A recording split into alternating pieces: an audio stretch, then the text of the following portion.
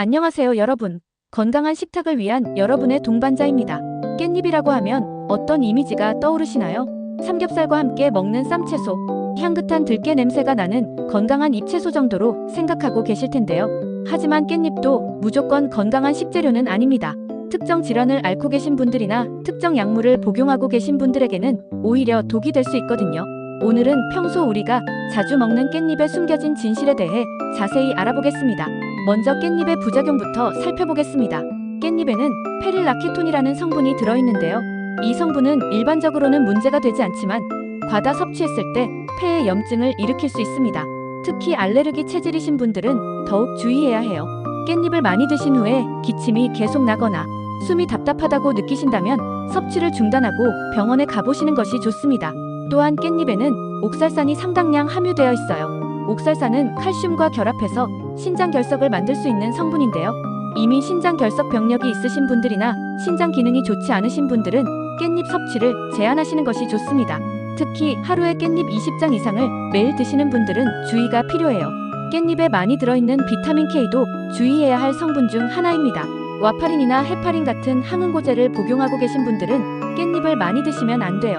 비타민 K가 혈액 응고를 도와주는 역할을 하기 때문에 항응고제의 효과를 떨어뜨릴 수 있거든요.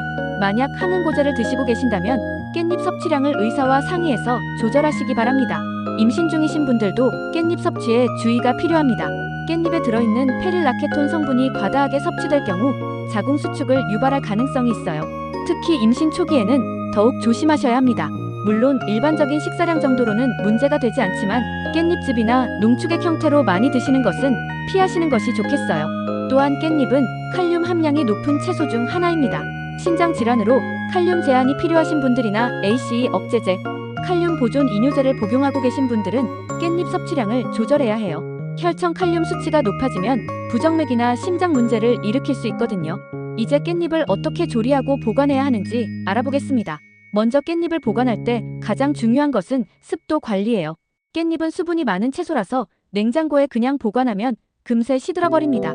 깻잎을 구입하신 후에는 키친타월로 한 장씩 감싸서 밀폐용기에 넣어 냉장 보관하시는 것이 좋아요. 이렇게 하면 일주일 정도는 신선하게 드실 수 있습니다. 그런데 많은 분들이 깻잎을 씻을 때 실수를 하고 계세요.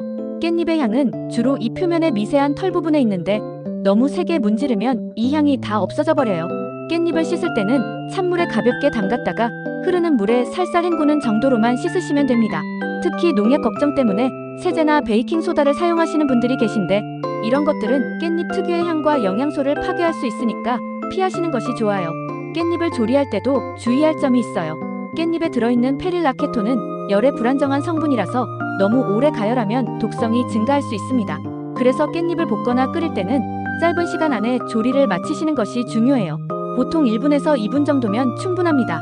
깻잎과 기름을 함께 조리할 때는 들기름이나 참기름을 사용하시는 것을 추천드려요. 깻잎에 들어있는 지용성 비타민들이 기름과 함께 조리했을 때 흡수율이 높아지거든요.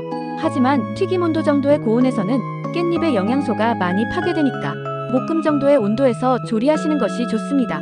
또한 깻잎을 장아찌로 만들어서 드시는 분들이 많은데요. 이때 소금 농도가 너무 높으면 깻잎의 영양소가 빠져나올 수 있어요. 소금물의 농도는 8%에서 10% 정도로 맞추시고 하루 정도만 절이신 후에 드시는 것이 영양소 손실을 최소화할 수 있는 방법입니다. 그렇다면 깻잎을 어떻게 먹어야 건강에 좋을까요? 건강한 성인 기준으로 하루에 깻잎 10장에서 15장 정도가 적절한 섭취량이에요. 이 정도 양이면 깻잎의 영양소를 충분히 섭취하면서도 부작용 위험은 최소화할 수 있습니다. 하지만 앞서 말씀드린 것처럼 신장 질환이 있으시거나 항응고제를 복용하고 계신 분들은 이보다 적게 드셔야 해요. 깻잎을 먹는 시간도 중요합니다. 깻잎에 들어있는 클로로필 성분은 위산과 만나면 분해될 수 있어서 가능하면 공복보다는 식사와 함께 드시는 것이 좋아요. 특히 고기나 생선과 함께 드시면 깻잎의 항산화 성분이 육류의 포화 지방산으로 인한 산화 스트레스를 줄여주는 효과도 있습니다. 체질에 따른 섭취법도 알아보겠습니다. 몸이 차가운 한랭 체질이신 분들은 깻잎을 생으로 많이 드시지 마시고 살짝 데쳐서 드시거나 따뜻한 국물에 넣어서 드시는 것이 좋아요. 반대로 몸에 열이 많은 열성 체질이신 분들은 깻잎을 생으로 드셔도 괜찮지만 깻잎과 함께 차가운 성질의 오이나 상추를 함께 드시면 균형을 맞출 수 있습니다. 소화가 잘 안 되시는 분들은 깻잎을 너무 많이 한꺼번에 드시지 마세요. 깻잎의 섬유질이 소화에 부담을 줄 수 있거든요. 대신 깻잎을 잘게 썰어서 다른 채소와 함께 무쳐서 드시거나 깻잎과 두부를 함께 드시면 소화에 도움이 됩니다. 이제 깻잎의 검증된 효능들을 알아보겠습니다. 깻잎에는 베타카로틴이 풍부하게 들어있어요.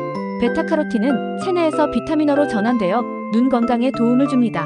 특히 야맹증 예방과 황반변성 위험을 줄이는데 효과가 있다고 알려져 있어요. 하루에 깻잎 10장 정도만 드셔도 하루 필요한 베타카로틴의 상당 부분을 섭취할 수 있습니다. 깻잎에 들어있는 로즈마린산이라는 성분은 항염 효과가 뛰어나요.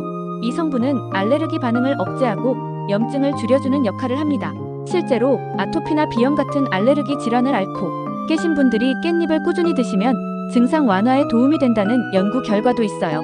다만 앞서 말씀드린 것처럼 알레르기 체질이신 분들은 처음에는 소량부터 드셔보시는 것이 좋습니다. 깻잎의 클로로필 성분은 혈액 정화와 해독 작용에 도움을 줍니다. 클로로필은 체내의 중금속이나 독소를 배출하는 데 도움을 주고 간 기능 개선에도 효과가 있어요. 특히 음주를 자주 하시는 분들이나 미세먼지에 많이 노출되시는 분들에게는 깻잎의 꾸준한 섭취가 도움이 될 수 있습니다. 깻잎의 풍부한 칼슘과 철분도 주목할 만한 영양소예요. 깻잎의 칼슘 함량은 같은 양의 우유보다도 높아서 골다공증 예방에 도움이 됩니다. 특히 폐경기 여성분들이나 성장기 청소년들에게는 좋은 칼슘 공급원이 될 수 있어요. 철분 역시 빈혈 예방에 도움을 주는데 깻잎과 비타민C가 풍부한 채소를 함께 드시면 철분 흡수율을 높일 수 있습니다. 깻잎에 들어있는 오메가3 지방산인 알파리놀렌산도 건강에 도움이 되는 성분이에요. 이 성분은 혈관 건강을 개선하고 콜레스테롤 수치를 조절하는 데 도움을 줍니다. 실제로 깻잎을 꾸준히 드시면 나쁜 콜레스테롤인 LDL 콜레스테롤은 낮아지고 좋은 콜레스테롤인 HDL 콜레스테롤은 높아진다는 연구 결과가 있어요. 깻잎의 항산화 성분들은 노화 방지에도 도움을 줍니다. 특히 안토시아닌과 폴리페놀 성분들이 활성산소를 제거해서 세포 노화를 늦춰주는 역할을 해요. 이런 항산화 성분들은 피부 건강에도 좋아서 깻잎을 꾸준히 드시면 피부 탄력과 윤기가 좋아질 수 있습니다. 깻잎에 들어있는 루테인과 제아잔틴은 눈 건강에 특히 중요한 성분들이에요. 이 성분들은 망막의 황반 부위에 축적되어 블루라이트로부터 눈을 보호하고 황반 변성을 예방하는 역할을 합니다. 요즘처럼 스마트폰이나 컴퓨터를 많이 사용하는 시대에는 깻잎 같은 루테인이 풍부한 채소를 꾸준히 드시는 것이 도움이 돼요. 마지막으로 깻잎의 식이섬유는 장 건강에 도움을 줍니다. 깻잎의 식이섬유는 장내 유익균의 먹이가 되어 장내 미생물 균형을 개선하고 변비 예방에도 효과가 있어요. 또한 식이섬유가 혈당 상승을 완만하게 해주기 때문에 당뇨병 예방과 관리에도 도움이 됩니다. 하지만 이런 좋은 효능들을 얻으려면 앞서 말씀드린 적정량을 지키면서 꾸준히 드시는 것이 중요해요. 무엇보다 자신의 체질과 건강 상태에 맞게 섭취하시는 것이 가장 중요합니다. 오늘 영상이 도움이 되셨다면 좋아요 버튼 꾹 눌러주시고 구독과 알림 설정까지 해주시면 정말 감사하겠습니다. 여러분은 평소 깻잎을 어떻게 드시고 계신가요? 오늘 내용 중에서 가장 놀라웠던 부분이 있다면 댓글로 공유해주세요. 다른 분들에게도 큰 도움이 될 거예요. 오늘도 한 가지 더 현명해지셨죠? 다음 영상에서도 여러분의 건강 지식을 한 단계 업그레이드 시켜드릴게요. 다음 영상에서는 오이를 주제로 다시 찾아뵙겠습니다.